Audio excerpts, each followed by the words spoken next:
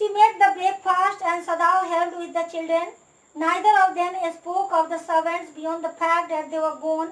But after Hana had taken morning food to the prisoner, she came back to Sadao. Why is it we cannot see clearly what we ought to?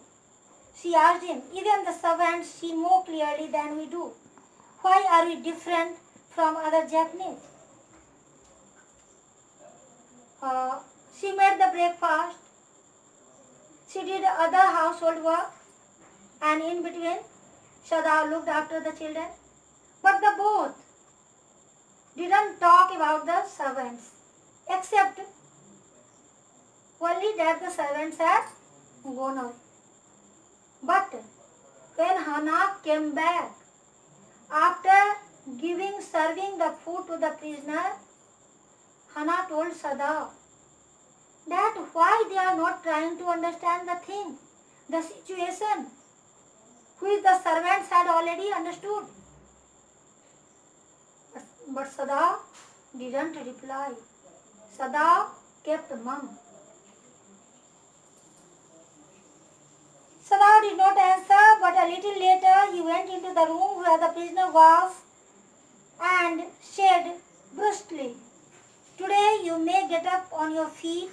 I want you to stay up only 5 minutes at a time. Tomorrow you may try it twice as long. It would be well that you get back your strength as quickly as possible." Sadao didn't tell Hana anything. Rather, he went to the prisoner's room and he told the prisoner briskly. Briskly means bluntly, sharply, in his loud tone, that you please stand up. And then he told that today you will keep standing for 5 minutes and tomorrow you will do it twice. Means tomorrow for 10 minutes. And this way slowly and gradually you will be recovered very soon. He saw the flicker of terror on the young face that was still very pale. "Okay," the boy murmured. Evidently he was determined to say more. "I feel I ought to thank you, doctor, for having saved my life." "Don't thank me too early," Sadao said coldly. He saw the flicker of terror again in the boy's eyes. Terror as unmistakable as an animal's. The scars on his neck were crimson for a moment. Those scars, what were they? Sadao did not ask. When he was telling this, when he was talking to the prisoner, when he told the prisoner that very soon you will be fully recovered, then Sadao saw a sign of terror. Sadao saw a sign of terror on the prisoner's face. The prisoner told, "Okay."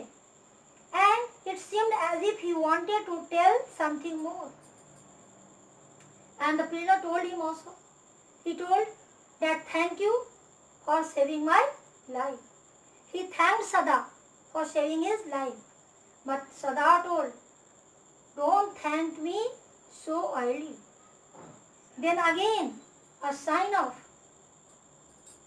terror, fear could be seen on the enemy's forehead, on the enemy's face.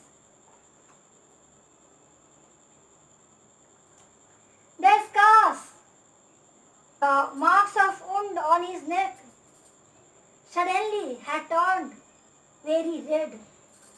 But Sadao didn't take any notice of this, didn't pay any attention to his scars.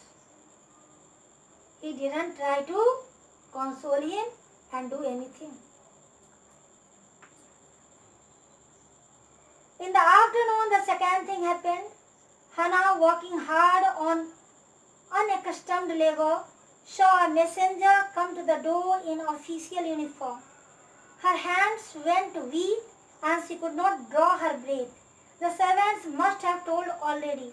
She ran to Sadao, gasping, unable to utter a word. But by then the messenger had simply followed her through the garden, and there he stood. She pointed at him helplessly. I told you earlier that day two important things had happened. Two incidents had happened. First what? That all the servants had left their house. And second, when Hannah, after her work was not after her work, when she was working hard. Why was she working hard? Because she was not accustomed. She was not in habit of working. So when she was working hard, then she saw a messenger who was in uniform, and Hannah was afraid to see him. Hannah thought perhaps the messenger was sent from the police to arrest her husband. So she came running to Sada. But as she had come running, she was afraid. So as she was fainting, she couldn't tell anything to Sada. By that time, the messenger also came to Sada following Hannah. Then Hannah pointed at the messenger by giving signal to Sada. She told about the messenger. Sada looked up from his book. He was in his office, the other partition of which was thrown open to the garden for the southern sunshine. What is it? He asked the messenger, and then he rose, seeing the man's uniform. What was Sada doing then? Sada was busy with his book. Then Sada looked up and he saw the messenger. Then he asked, what is this? But when he saw the messenger in uniform, then he rose. Then he stood up in a courteous way. You are to come to the palace, the man said. The old general is in pain again. Oh, Hannah breathed. Is that all? All? The messenger exclaimed. Is it not enough? Indeed it is, she replied. I am very sorry. Then messenger told, that old general has called you because he had severe pain. When Hannah heard this, then she relaxed and she told, oh, this is all. Then the messenger was surprised. Messenger told, what is this? The general is in pain. He needs Sada, and you are telling this is all. If this is not enough, that the general is in pain. Then Hannah felt ashamed, embarrassed, and she told, no, sorry, really, this is enough. When Sada came to say goodbye, she was in the kitchen but doing nothing. The children were asleep, and she sat merely resting for a moment, more exhausted from her fright than from work. Finally, Sada was going to Jandal. So before going to Jandal, he came to the kitchen to bid her goodbye.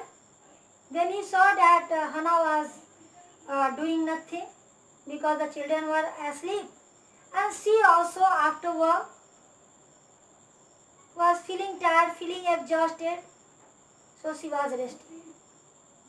But she was exhausted more than she was not exhausted only due to work, hard work. She was more exhausted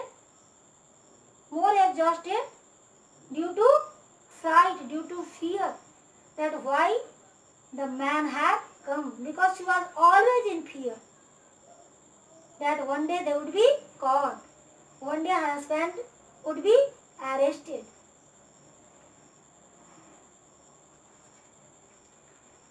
I thought they had come to arrest you, she said. He gazed down into her anxious eyes. I must get rid of this man for your sake, he said in distress. Somehow I must get rid of him. Then Hannah told her husband that I thought that this man has come to arrest you. Then Sada told that for your sake, I must get rid of this man. This man means I must get rid of this prisoner. I think that I must. Sada goes to see the general. Of course, the general said weakly, I understand fully, but that is because I once took a degree in Princeton, so few Japanese have. Now, he goes to the general, and after his arrival, on reaching there, he narrated everything to the general. He told everything to the general, from beginning to the end. On hearing all this, the general told that I can understand you. I can understand your position. Because like you, I myself have also studied in America. In which place? In Princeton. But all the Japanese will not understand. There are very few who have studied there. I care nothing for the man, Excellency, Sada said, but having operated on him with such success. Then Sada told the general, actually, I have no sentiments for him. I have no feelings for him. I could definitely hand him over to the police. But as I have saved him so successfully, so how can I do this? He couldn't complete his sentence, but he wanted to say this, that as he had saved him so successfully, as he had saved him, so how could he push him into the mouth of death himself? He wanted to tell this. Yes, the general said, it only makes me feel you more indispensable. Indispensable means unavoidable, essential. To me, evidently, you can save anyone. You are so skilled. You say you think I can stand one more such attack as I have had today? Then the general told, that's why I need you more. That's why you are essential to me. Why? Because if you can save the life of enemy, then surely you will not let me die. And so, I don't want that anything would happen to you. And what you told me today? You told me that I can tolerate, I can stand means here tolerate. I can tolerate one more attack. Not more than one. Sada said. Sada told, yes, you can tolerate one more attack, but not more than that. Not more than one. Then certainly, I can allow nothing to happen to you. The general said with anxiety. His long, pale Japanese face became expressionless, which meant that he was in deep thought. You cannot be arrested, the general said, closing his eyes. Suppose you were condemned to death, and the next day I had to have my operation. Then the general told, that's why I don't want that anything should happen to you. And that's why I would not hand you over to the police. I don't want that you should be arrested. Suppose, if you will be punished, if you will be hanged, and next day it is my operation, then what will happen to me? So, I am not going to punish you. I don't want that anything should happen to you. I don't want that you should be arrested or you should be punished in any way. So here we can understand that how self-centered the general was, how selfish he was. He was giving his own health more priority than anything, than his country also. Because here Sada was traitor in the eyes of the country, and as he was the general, so he should punish Sada, but for his sake. He didn't want that anything would happen to Sada. Not because he had sympathy for Sada. There are other surgeons, Excellency, Sada suggested. Sada told, don't worry, there are so many surgeons. They would perform your operation. None I trust, the general replied. The best ones have been trained by Germans and would consider the operation successful even if I died. I do not care for their point of view, he sighed. Then he told, no, I don't trust any other surgeon. Why? Because most of the surgeons have been trained by the Germans, and the Germans are very ruthless, very cruel, and so they are also cruel. Even if after operation I will die, then they will think that their operation was successful. So this is their point of view. I don't like their views. He sighed.